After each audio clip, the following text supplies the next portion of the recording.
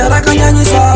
Ndakariona kunze rakanakisa, ndaisaziva kuti richandiwachisa. Ndakariona nemachinda tichifamba, zvikazusangena inini ndikazviramba. Ndaiti pamwe ndichambobata muramba, zvikadzilima ukapapona wakakamba.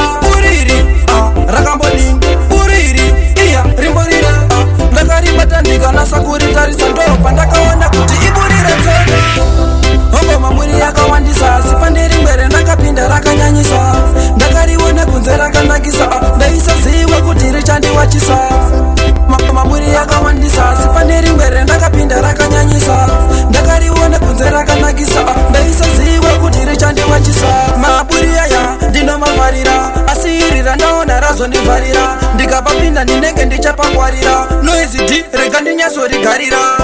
Buri retsono rinopindwa kunyanya ngemukono, bvunzakana ono ukaripinda rafu waita chigono.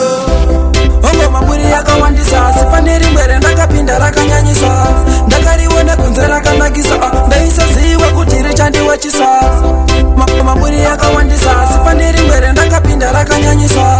Ndakariona kunze rakanakisa, ndaisaziva kuti richandiwachisa. Ndakariona nemachinda tichifamba, zvikazusangena inini ndikazviramba. Ndaiti pamwe ndichambobata muramba, zvikadzilima ukapapona wakakamba. Uriri rakambodini, uriri iya rimborire. Ndakaribata ndikanasa kuritarisa, ndo pandakaona kuti iburire tsena. Ngoma muri yakawandisa, sipandiri mbere ndakapinda rakanyanyisa. Ndakariona kunze rakanakisa, ndaisaziva kuti richandiwachisa. Mamuri yakawandisa, sipandiri mbere ndakapinda rakanyanyisa. Ndakariona kunze rakanakisa, ndaisaziva kuti richandiwachisa.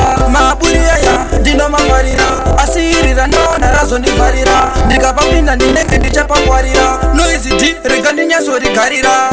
Buri retsono rinopindwa kunyanya ngemukono, bvunzakana ono ukaripinda rafu waita chigono.